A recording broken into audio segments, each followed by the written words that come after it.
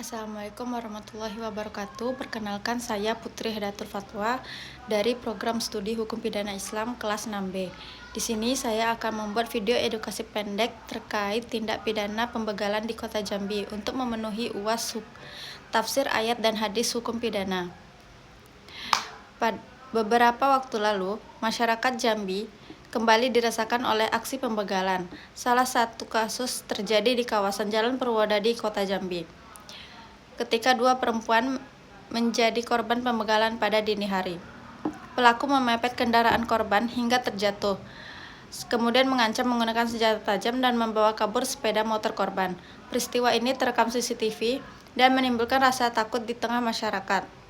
Kasus seperti ini menunjukkan bahwa tindak kriminal bukan hanya merugikan harta benda, tetapi juga mengancam keselamatan jiwa manusia. Oleh karena itu, diperlukan penegakan hukum yang tegas sekaligus pendidikan moral agar kejahatan seperti ini tidak terus berulang. Dalam perspektif hukum pidana Islam, pembegalan termasuk ke dalam tindak pidana hirobah, yaitu kejahatan yang dilakukan dengan menggunakan kekerasan, ancaman, atau senjata sehingga menimbulkan rasa takut dan mengganggu keamanan masyarakat. Allah Subhanahu wa Ta'ala berfirman dalam Quran Surah Al-Ma'idah ayat 33. A'udzubillahi minasyaitonirrajim. Bismillahirrahmanirrahim. Innama jazaa'ul ladzina yuharibuna Allaha wa rasuluhu wa yas'auna fil ardi fasadi ayyuqatalu au yusallabu au tuqatta'a aydihim wa arjuluhum man khilafin au yunfauna aminal ardi zalika lahum khiz'u fit dunya wa lahum fil akhirati azabun azim, yang artinya sesungguhnya pembalasan terhadap orang-orang yang memerangi Allah dan Rasul-Nya serta membuat kerusakan di muka bumi hanyalah mereka dibunuh atau disalib atau dipotong tangan dan kaki mereka secara bersilang atau diasingkan dari negeri tempat kediamannya, yang kemudian itu sebagai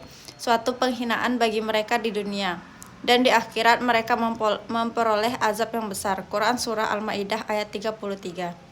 Menurut para ulama tafsir, ayat ini menjadi dasar hukum mengenai hirobah, yaitu tindakan yang merampas harta, melukai, bahkan membunuh korban dengan cara menebarkan ketakutan di tengah masyarakat. Hukuman yang disebutkan dalam ayat tersebut bertujuan menjaga keamanan umum, melindungi jiwa dan harta masyarakat, serta memberikan efek jera kepada pelaku. Rasulullah SAW juga bersabda, la yahillu malumri muslimin illa bi nafsi minhu, yang artinya tidak halal harta seorang muslim diambil kecuali dengan kerelaan hatinya. Hadis riwayat Ahmad.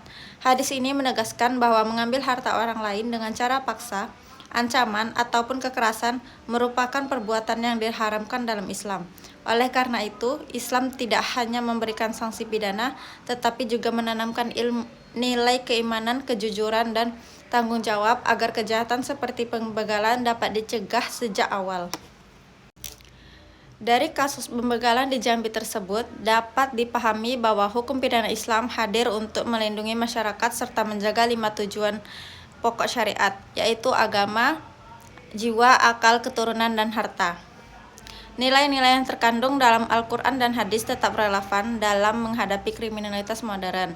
Oleh karena itu, mari kita bersama-sama membangun kesadaran hukum, meningkatkan keimanan, serta mendukung penegakan hukum agar tercipta masyarakat yang aman, adil, dan sejahtera.